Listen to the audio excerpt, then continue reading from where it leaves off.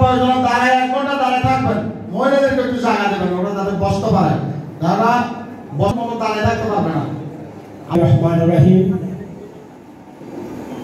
আজকে চট্টগ্রাম কর্তৃক আয়োজিত এই সভার আহ্বায়ক জনাব আমানুল্লাহ আমান সাহেব, জাতীয় পার্টির মহাসচিব, সভাপতি, গরিব সম্পাদক জনাব শামসুল আলম সাহেব, তার আহ্বায়ক জনাব শাহাদাত। বক্তব্যের প্রারম্ভে আমি আশাদীয় শুভেচ্ছা ও সালাম।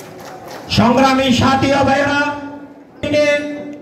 জাতীয় পার্টি কর্তৃক আজকের প্রতিনিধি সভায় আপনাদেরকে বলে দিতে চাই, আমাদেরকে এগিয়ে নিয়ে যাব। বলতে চাই হুসাইন মোহাম্মদ এরশাদ এবং হিসেবে ক্ষমতায় এসেছিলেন বাংলাদেশে সংসদ ভবনে বিসমিল্লাহ